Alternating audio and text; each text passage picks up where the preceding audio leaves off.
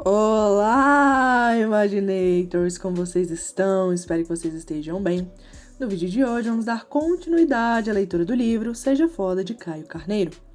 Mas antes, se você é novo por aqui, não se esqueça de já se inscrever no canal e já deixar aquele like aqui no vídeo, pois fazendo isso você me ajuda bastante. E lembre-se, deite-se, feche os olhos, ouça e imagine o final. A importância da autoanálise. Pode parecer estranho num primeiro momento, mas a verdade é que para percebermos aonde estamos indo é muito importante saber de onde estamos vindo.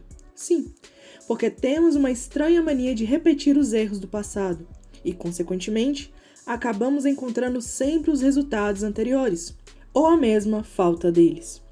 Nosso passado é a fonte de referência sobre quem somos e como nos comportamos.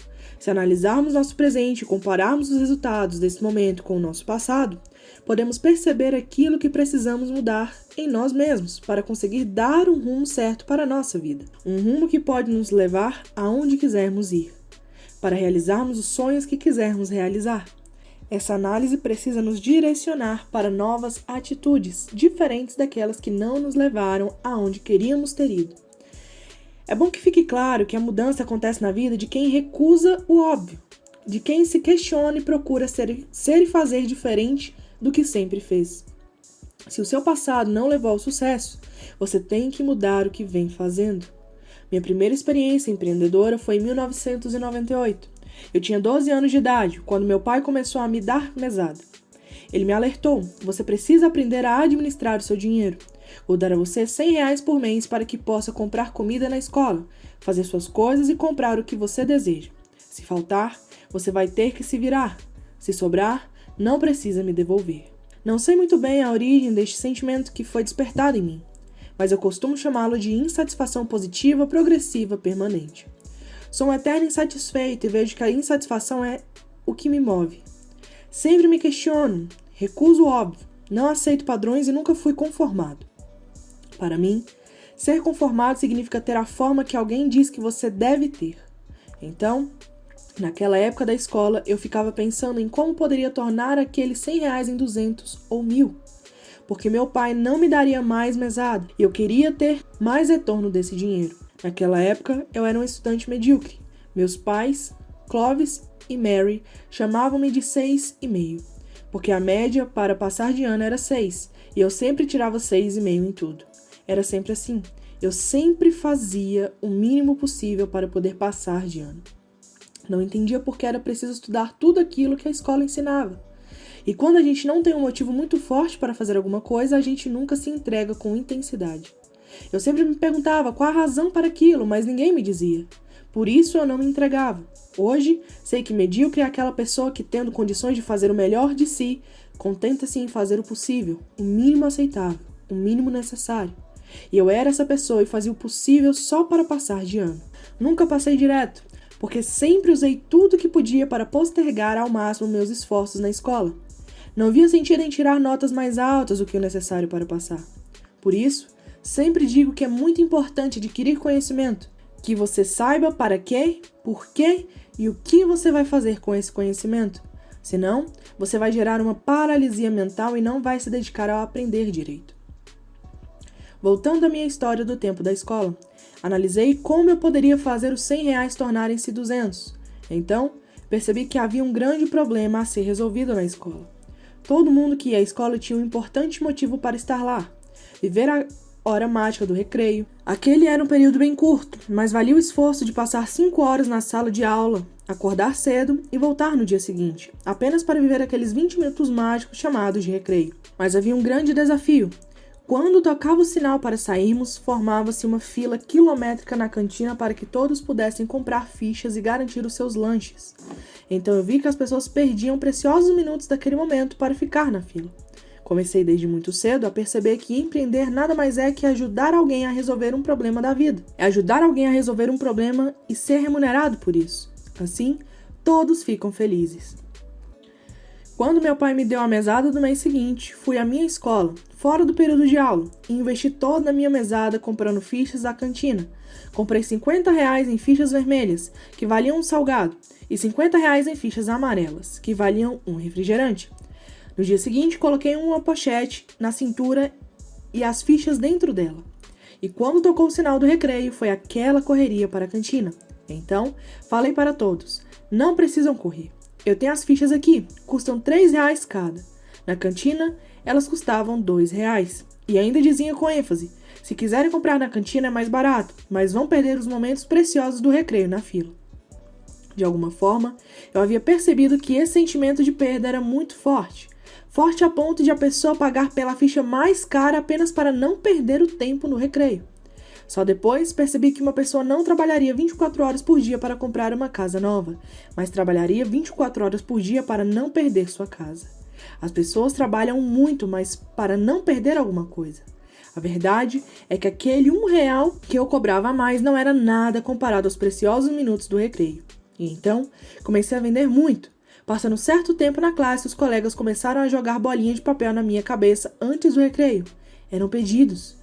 Eu comecei a tirar pedidos já na sala de aula. O negócio cresceu tanto pelo boca a boca que mesmo antes de tocar o sinal, as pessoas, inclusive de outras classes, tentavam uma maneira de comprar fichas comigo. E eu já não dava mais conta de atender todo mundo. Convidei alguns amigos para uma reunião na escola. Mostrei a eles o negócio que havia criado, o investimento necessário e o retorno que ele proporcionava. Propus então uma parceria com eles. Alguns não queriam usar uma pochete feia na cintura, porque não se sentiam ainda prontos para começar um negócio do zero, de modo tão precário. Foi aí que percebi que nem todo mundo estava disposto a comprar a minha ideia. Outros, porém, tomaram a decisão de trabalhar comigo. Ensinei tudo a eles e então passei a ter uma porcentagem dessas vendas também. Acabei abrindo uma rede paralela da venda de salgados e refrigerantes da cantina da escola. Eliminei a fila e multipliquei minha mesada. Mas meu pai foi chamado pela coordenação da escola para ser notificado de que eu tinha de parar com o negócio, porque não era bom para o meu aproveitamento escolar. Porém, meu pai ficou muito feliz por eu ter colocado minha cabeça para pensar. Essa foi a minha primeira experiência em negócios. Como tudo começou? Pela minha recusa em aceitar o óbvio, por ser diferente e questionador. Então, meu conselho aqui é, pergunte a si mesmo o que você quer. Você está bem? Está satisfeito? Está feliz? O que realmente preenche a sua vida e qual é o sentido da felicidade para você? O que você quer mudar na sua vida? Lembre-se, toda mudança acontece a partir do reconhecimento de uma necessidade de mudança e da coragem de recusar o óbvio. Outro ponto importante para chegarmos aonde queremos é saber exatamente onde estamos. Em toda viagem, você só pode traçar um caminho se tiver um mapa, atualmente um GPS. Saber aonde quer chegar e onde está atualmente. Somente com esses 3 elementos você pode desenhar por onde passará a sua jornada. Por exemplo, se você pegar um GPS, ele vai verificar o ponto em que você está e só depois vai lhe perguntar aonde você quer chegar. Quando tiver essas 2 informações confirmadas, só então ele traçará a sua rota. Caso por alguma razão técnica, o aparelho não consiga localizar onde você está, ele será incapaz de determinar a sua rota de viagem. Pois bem, você tem agora este livro em mãos. Ele vai ser o seu GPS, o seu mapa. Você já sabe que quer chegar ao sucesso, então resta saber em que ponto você está agora. Por isso, é hora de você fazer algumas perguntas para si, que ajudarão você a descobrir quais atividades serão necessárias na sua jornada, de modo que o seu caminhar o leve diretamente para o sucesso. Neste momento, você precisa definir o seu ponto de partida. Então, pense com calma nas seguintes colocações e perceba com quais delas você se identifica mais, ou em que pontos você sente necessidade de mudar algo na sua vida. Primeiro, algumas pessoas não utilizam todos os recursos que têm disponíveis para trabalhar pelo sucesso. Segundo, muitos empreendedores falham porque fazem apenas o que lhes é possível e não se empenham em dar o seu melhor para obter o sucesso. Terceiro, muita gente se dedica a fazer várias coisas boas, mas deixam de lado detalhes importantes que as levariam ao sucesso. Quarto, certas pessoas são completamente sem atitude, elas não saem do lugar e desperdiçam o potencial delas. 5. Muitos empreendedores não têm equilíbrio emocional para lidar com as dificuldades naturais de uma carreira ou negócio de sucesso. 6. Existem pessoas que se frustram muito rápido e desistem muito cedo de seus objetivos. 7. Algumas pessoas não sabem nem onde estão e nem para onde estão indo. Giram em círculos e não vão a lugar algum. 8. Algumas pessoas não têm positividade e otimismo, só veem problemas onde muitas vezes existem grandes oportunidades. 9. Muitos empreendedores não conseguem permanecer num estado de ânimo firme e determinado para continuar lutando até o dia da colheita. E 10. Existem pessoas que sofrem da crença no demérito. Elas não se sentem merecedoras do sucesso. Existem outras questões também importantes, mas essas por hora já são suficientes para você pensar e avaliar quais são os pontos em que precisa trabalhar para conquistar o sucesso.